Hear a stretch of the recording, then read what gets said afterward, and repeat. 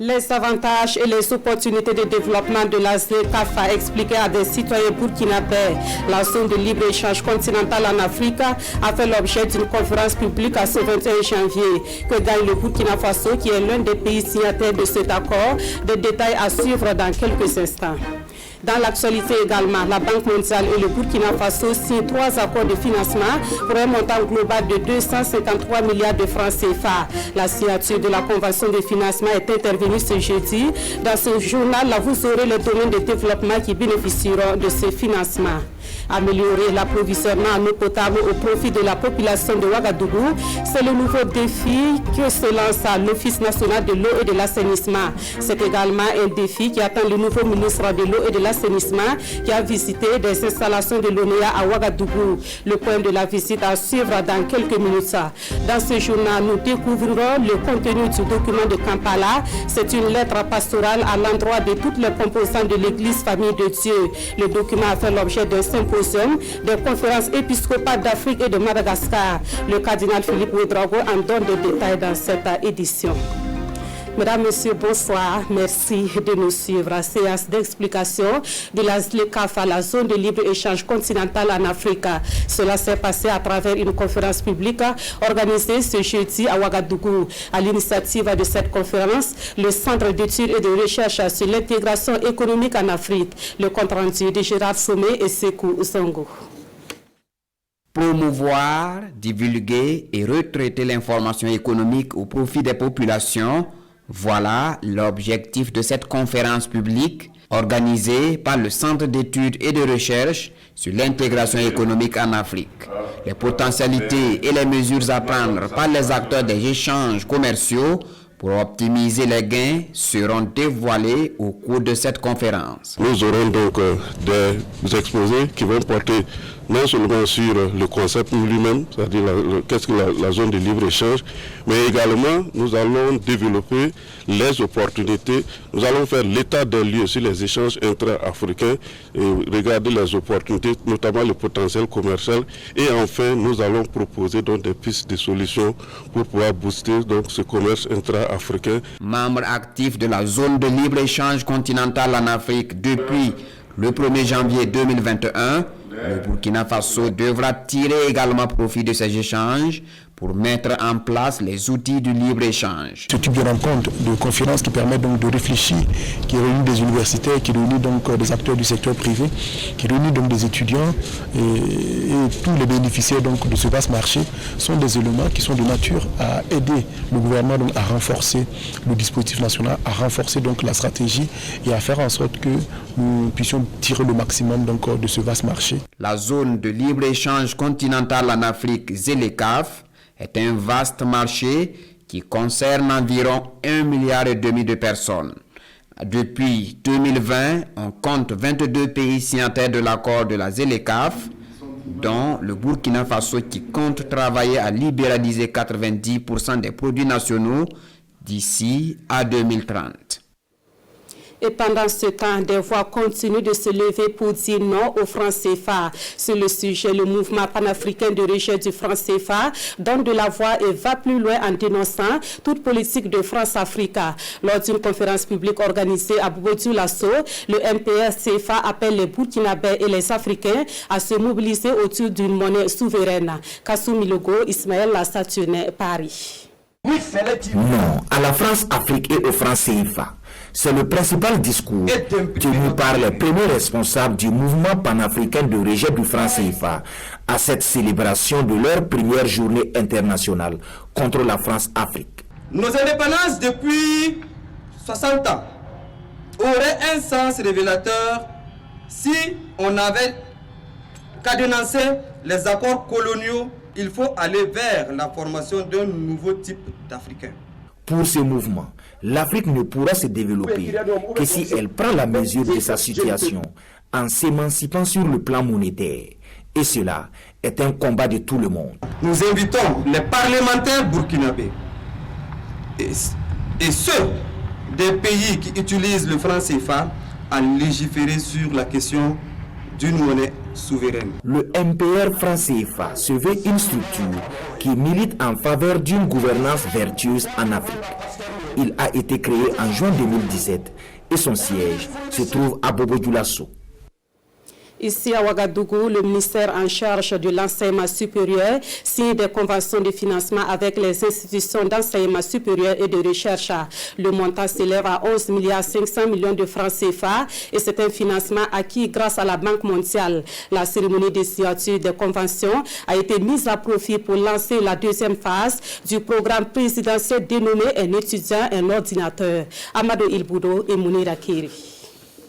C'est la concrétisation de plusieurs conventions qui vont permettre le financement des contrats de performance des universités du Burkina. Avec ces conventions, l'université Joseph Kizerbo bénéficie de 2,8 milliards de francs CFA, 1,450 milliards de francs pour l'université Nazi Boni et 1,250 milliards pour l'université Thomas Sankara. Sept autres universités sont bénéficiaires de ces conventions dont le montant s'élève à 11,5 milliards de francs CFA. Pendant 3 ans, ils vont dérouler ces contrats de performance pour apporter des solutions à des problèmes récurrents qui sont des problèmes de gouvernance et des problèmes d'amélioration de la qualité de l'enseignement supérieur.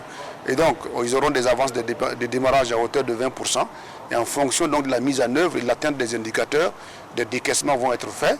Dans cette dynamique de transformer et de rendre plus performant le système éducatif burkinabé, le ministère en charge de l'enseignement supérieur, à travers son projet d'appui à l'enseignement supérieur, bénéficie de l'assistance technique et financière de la Banque mondiale. Cette approche de gestion axée sur les résultats et la performance a déjà été expérimentée avec succès dans plusieurs pays du monde, y compris dans la sous-région. Elle marque un tournant important dans le dispositif de gouvernance des institutions d'enseignement supérieur. La Banque mondiale soutient également le programme présidentiel Un étudiant, un ordinateur, dont la deuxième phase est ainsi lancée. La deuxième édition du programme prévoit la subvention de 7000 ordinateurs au profit des étudiants des universités publiques et privées. En dehors du secteur de l'enseignement supérieur, la Banque mondiale accompagne le gouvernement dans le secteur de la santé et pour la mise en œuvre de projets d'urgence de développement. Cette fois, la somme globale débloquée par le partenaire financier du Burkina est de 253 milliards de francs CFA. La signature des accords de financement est intervenue ce matin entre la Banque mondiale et le ministère en charge de l'économie. Roger Kam et Boukari Ouedraogo. L'année 2021 démarre sous de bons auspices du côté du ministère de l'économie, des finances et du développement. La Banque mondiale, à travers ses signatures de 3 accords de financement, met à la disposition du Burkina Faso la somme de 253 milliards de francs CFA pour la transformation structurelle de l'économie du pays. Ces 253 milliards de francs CFA serviront pour un projet d'urgence pour le développement territorial et de résilience, un autre projet de renforcement des services de santé et enfin un appui budgétaire pour le financement à l'appui des politiques de développement portant sur la réponse à la crise Covid-19. Au nom du gouvernement, nous avons donc remercié la Banque mondiale pour cette sollicitude constante et surtout pour la qualité des rapports qui lient notre pays au compte de la Banque mondiale. Des accords de prêt et de dons qui somme toute témoignent de la bonne collaboration entre le Burkina Faso et la Banque mondiale. La Banque mondiale qui d'ailleurs s'inscrit dans une nouvelle dynamique de partenariat avec le Burkina Faso. Ce n'est pas plusieurs projets comme on a l'habitude de faire où la santé vient séparément, l'éducation, la protection sociale avec le ministère de la Femme, mais c'est toutes ces solutions-là, toutes ces activités-là vont venir ensemble avec également un appui au niveau sécuritaire pour permettre d'avoir un impact réel et visible et en un temps record. Les 3 ministres en charge de la mise en œuvre de ces projets et programmes sont bien présents. On peut donc dire que le compte à rebours est lancé avec à la clé le bien-être des populations.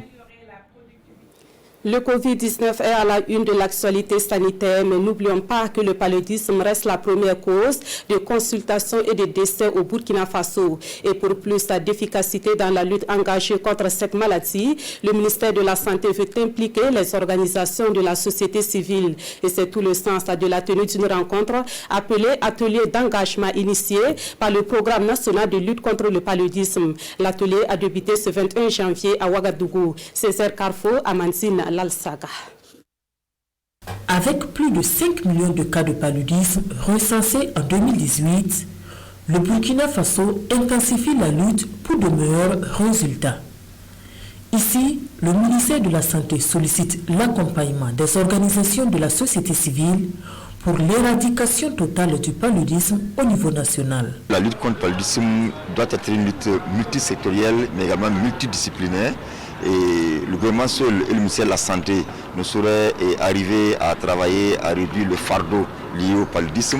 Et il est reconnu que les actions au niveau communautaire sont celles-là qui vont beaucoup porter et jouer sur la diminution du fardeau lié au paludisme. Près de 50 OSC participent à la rencontre et s'engagent à accompagner les actions du ministère de la Santé à travers le programme national de lutte contre le paludisme. Il y a un aspect qui est très important, c'est qu'il faut qu'on collabore.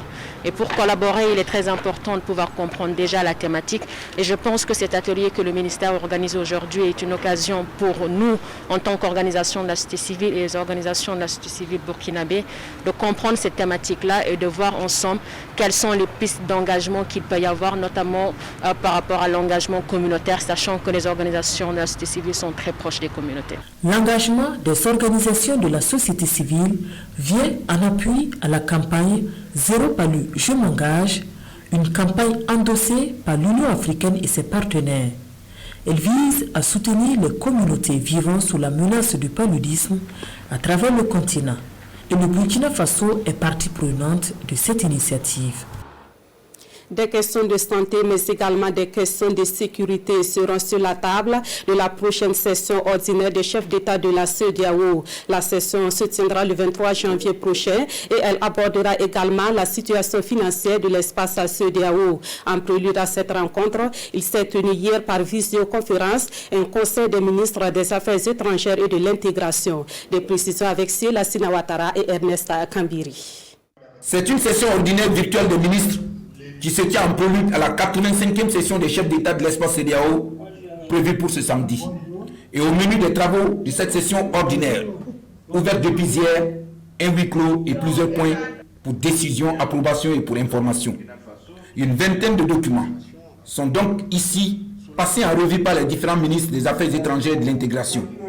Documents surtout en lien avec l'état de la communauté, sa situation financière et les questions sécuritaires et sanitaires avec la résurgence un peu partout de la pandémie à coronavirus. Il est question d'harmoniser un certain nombre de choses. Nous avons pu écouter le rapport de l'Organisation Ouest-Africaine de la Santé avec une perspective d'un vaccin pour la moitié des populations de notre espace. Et ensuite, vous savez que d'un pays à l'autre, le prix du test du Covid, il y a une disparité. La communauté tend vers une harmonisation parce qu'on partait de 30 000 à 150 000. Et donc, je crois qu'il y a eu une proposition d'harmonisation et surtout aussi que le processus, le système de test soit homologué et reconnu un peu partout. Quand vous prenez votre avion à Ouagadougou, que quand vous arrivez à Lomé, on ne vous demande pas encore de référer nos tests. La question du financement du vaccin est aussi en débat ici. Et tous les espoirs convergent sur les conclusions des travaux du sommet des chefs d'État de la CEDEAO de ce samedi pour matérialiser cette ambition de la communauté. Autocité de l'actualité, c'est un service qui est sous le feu des critiques depuis un certain temps à cause de son nouveau système de facturation. Nous parlons ici de l'Office national de l'eau et de l'assainissement qui se prépare à relever un autre défi, celui de répondre efficacement aux besoins en eau potable pendant la période chaude qui s'annonce au Burkina. Cela passe aussi par des installations en bon état et pour s'en assurer, le ministre de l'eau et de l'assainissement a visité quelques installations de l'ONEA à Ouagadougou. Le point avec Vincent. Le ministre Ousmane Nacro descend sur un terrain où il est très attendu, la desserte de la capitale en eau potable. Ce jeudi matin, le ministre de l'eau et de l'assainissement visite quelques installations de l'ONEA. Premier site visité, la station de pompage de Bendogo. 200 000 m3 d'eau du barrage de Ziga transitent par là chaque jour pour être dispatchés aux différents châteaux d'eau de la ville, comme celui de Karpala, où il se rend également pour visiter d'autres équipements de la nationale de l'eau. Là, au pied du château d'eau de Pissi, des travaux sont en cours. Et Ousmane Nacro d'envoyer un message rassurant au ménage ouagalais. Juste après mon installation, j'avais clairement indiqué que ma priorité, c'était de me rassurer que nous avons pris les dispositions pour garantir, voire rassurer nos populations que pour la période chaude qui va bientôt arriver, nous n'allons plus vivre les difficultés d'approvisionnement en eau potable dans la ville de Ouagadougou et d'autres localités. Pour parvenir à cet objectif-là, l'ONEA a entrepris d'énormes travaux. Ces travaux devront normalement permettre l'amélioration de l'approvisionnement en eau potable de la ville de Ouagadougou et des autres localités. En arrivant à la tête du département de l'eau et de l'assainissement, le ministre Nacro hérite d'un dossier brûlant, celui de la double facturation de l'ONEA, qui a fait des gorges chaudes, obligeant le gouvernement à faire suspendre l'innovation à problème. C'est vrai que certaines facturations ne sont pas bonnes, mais je crois que nous devons effectivement savoir garder patience. Et je voudrais inviter donc ici tous les clients qui pensent justement être victimes de cette facturation-là, de se rapprocher des services de l'office et faire des réclamations. Sûrement que la question sera évoquée à cette rencontre entre le ministre et le conseil d'administration de l'ONEA. La finalité étant d'arriver à l'approvisionnement continu des populations en eau à des coûts acceptables. Le manque d'eau potable, c'est justement l'un des soucis pour les habitants des quartiers non lotis. À cela s'ajoutent d'autres réalités telles que le manque d'électricité et de routes. Sur le sujet, je vous amène à Dédougou, où les habitants des quartiers non lotis disent attendre beaucoup des autorités municipales. En attendant, ils s'organisent comme faire se peut pour améliorer leurs conditions de vie. Le dossier est signé Yves Rwamba et Aïcha Dianda. Dans la ville de Dédougou, une bonne partie de la population réside dans les zones d'habitat spontané, communément appelées non lotis. En moins de 10 ans, l'espace de ces quartiers spontanés s'est multiplié et connaît une forte concentration de population. Nous serons vraiment soulagés avec le lotissement de nos quartiers. Ce lotissement va sans doute faciliter l'accès aux soins de santé, à l'électricité et surtout résoudre le problème d'accès à l'eau potable. Pour venir à bout du problème d'eau, les populations de ces quartiers se sont donné la main pour réaliser ces forages. Depuis près de 15 ans, ces points d'eau ne désemplit pas. 10 000 francs par personne pour avoir ce forage. Actuellement, nous vendons le bidon à 5 francs et la barrique à 30 francs. Ce que nous prenons permet de prendre en charge les pannes.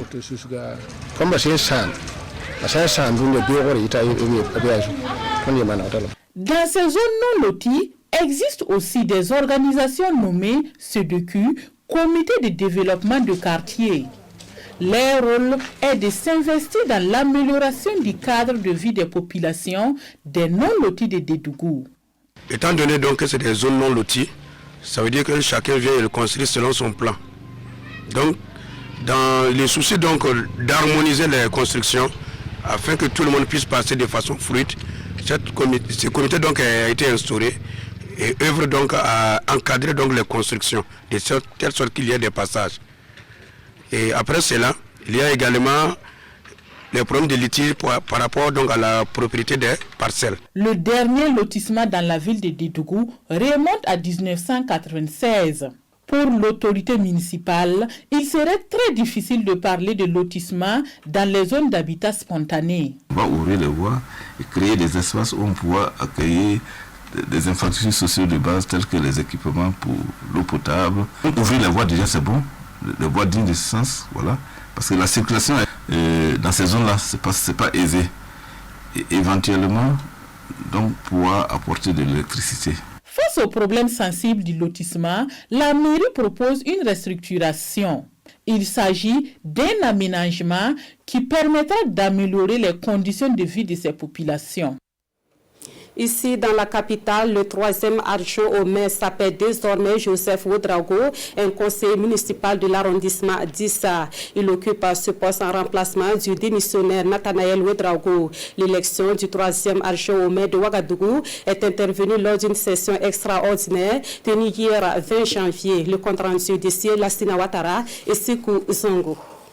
Joseph Ouedraogo, élu par acclamation, 3e adjoint au maire de la ville de Ouagadougou, après le désistement de ses principaux challengers. C'est l'un des actes majeurs de cette première session extraordinaire du conseil municipal de Ouagadougou.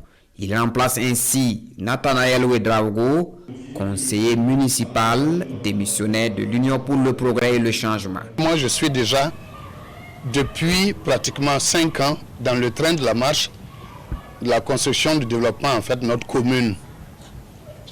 Pour moi, c'est aller encore accompagner le maire comme j'étais déjà dedans, l'accompagner à achever les chantiers que nous avons déjà entamés depuis. À ce conseil extraordinaire, plusieurs conseillers municipaux, démissionnaires ou décédés sont également remplacés. Le renforcement de la clôture de la mairie centrale de Ouagadougou pour se conformer aux normes du ministère de la Sécurité, l'opérationnalisation de la réforme sur la publicité de la ville sont entre autres informations partagées au conseil municipal. Voyons à présent ce bel exemple en termes de confiance et de rapprochement entre deux entités. Cet exemple nous vient de Kaya, où militaires et populations civiles ont sympathisé le temps d'une journée. Ils renforcent ainsi leur collaboration et ce, à travers une journée de salubrité au centre hospitalier régional de Kaya. Également au programme de cette journée, des jeux de société et une séance de sport. Amadou Ouedraogo et Chaka Ouedraogo. Civils et militaires nettoient les locaux du chercheur de Kaya. Cette journée de salubrité initiée par l'ONG ATAT a pour objectif de créer un rapprochement entre la population et les forces de défense et de sécurité. Cet exercice de nettoyage est une occasion pour la communauté, pour la population, de travailler avec les FDS, d'échanger avec eux et de démontrer à la face du monde que nous sommes solidaires avec nos FDS. Après cette journée de salubrité, un cross populaire civilo-militaire a été organisé au gouvernorat de Kaya. Bébé Odo, ces femmes n'ont pas voulu se faire raconter l'événement. Pour elles, se récréer avec les hommes de tenue relève de l'extraordinaire. C'est vraiment agréable de se recréer de la sorte. Avec ces frottements, nous n'aurons plus peur des hommes de tenue. Ces frottements vont permettre de rétablir la confiance entre population et militaires. Une collaboration très attendue par les forces de défense et de sécurité, surtout en ces périodes d'insécurité. Les populations nous ont toujours précédés là où nous intervenons. Et à ce titre, les populations ont une parfaite connaissance des problèmes de sécurité qui les touchent, eux en premier. Et nous venons pour les appuyer. En cela, si nous ne collaborons pas franchement avec les populations et si nous n'avons pas en retour l'adhésion des populations, nous ne pouvons naturellement pas avoir la maîtrise de l'environnement nécessaire pour bien agir. Des jeux de société tels que la pétanque et dames ont aussi été de la partie. Des équipes composées de civils et de militaires ont pris part à cette compétition. Nous repartons à Bobo Dioulasso pour parler du bilan de l'année 2020 à la SNCTEC. Les premiers responsables de cette société, spécialisée dans la fabrication de l'huile et du savon, évoquent un bilan positif. Pas de stock invendus comme les années précédentes et c'est une performance à mettre à l'actif des travailleurs de la société et du gouvernement. Le point avec Drissa Traoré et Karim Sissi. Les voyants des affaires sont ouverts à la SNCTEC et ce malgré la crise sanitaire. C'est le bilan dressé par le directeur général de cette entreprise d'huilerie aux journalistes. Comparativement à certaines sociétés qui broient du noir, la SNCTEC a su tirer son épingle du jeu en 2020. Pas de stock invendu, une situation rendue possible grâce à l'appui du gouvernement burkinabé. Nous avons réussi au cours de l'année 2020 à écouler la totalité de notre production d'huile, à écouler la totalité de notre production de savon et avec des perspectives pour la nouvelle année 2021. La SNCTEC, c'est une production de 40 tonnes de savon par jour, 60 à 70 tonnes d'huile au quotidien. Une production qu'elle entend dépasser cette année. Et comme perspective pour 2021, le directeur général dévoile ses ambitions aux hommes des médias. Nous attendons un peu plus de graines de Sofitex, également de la Socoma, et pour augmenter sensiblement notre offre d'huile et notre offre en savon, et également en aliments de bétail. Et nous espérons que, suite au protocole qui a été signé avec les importateurs le 22 décembre, nous espérons que ça permettra d'assurer la commercialisation d'un tiers de notre production, soit 130 560 bidons. La presse a toujours été un partenaire incontournable pour la SNCTEC. Un partenariat que la nouvelle équipe souhaite cultiver davantage pour plus de résultats. Autre point de l'actualité, nous parlons religion à présent. Le symposium des conférences épiscopales d'Afrique et de Madagascar s'est tenu ce 21 janvier par visioconférence. Les échanges ont porté sur le document de Kampala, un document élaboré dans le cadre des activités pastorales. Le cardinal Philippe Ouedraogo a représenté le Burkina Faso à cette visioconférence. Les explications de Nongba Kouda et Moumouni Soubega. C'est une rencontre virtuelle pour présenter le document de Kampala, un document synthèse des activités de jubilé d'or du symposium des conférences épiscopales d'Afrique et de Madagascar.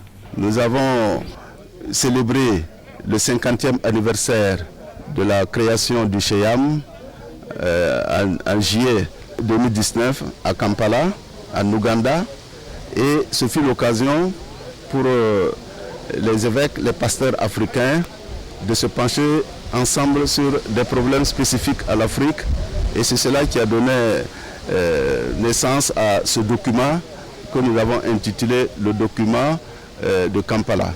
Ce n'est rien d'autre qu'une lettre pastorale, une exhortation pastorale à l'adresse de différentes composantes de notre Église Famille de Dieu en Afrique. Au-delà de l'Église Famille de Dieu, le document de Kampala s'adresse à la communauté laïque africaine. Le but essentiel étant, pour les pasteurs, que toutes les composantes de l'Église Famille de Dieu prennent conscience de leur rôle indispensable, de leur rôle essentiel, à savoir être le témoin crédible de Jésus-Christ. Le symposium de conférences épiscopales d'Afrique et de Madagascar a été créé en juillet 1969. Il est composé de 505 diocèses et de 37 conférences épiscopales et régions africaines des îles environnantes. Toujours dans le milieu de la religion catholique, les fidèles de l'archidiocèse de Kupela se sont mobilisés cette année encore pour leur pèlerinage. Sur la colline de Daltenga, ils ont loué Dieu et ont prié pour la santé et la paix au Burkina Faso et dans le monde. Mais quel est le message qui a été adressé aux fidèles à l'occasion de ce pèlerinage? Réponse dans ce reportage de Hassan Gebre et Tanga Kafandou. Ils ont bravé le froid, le vent et la poussière. Ils ont tenu à prendre part au pèlerinage diocésain du diocèse de Kupela.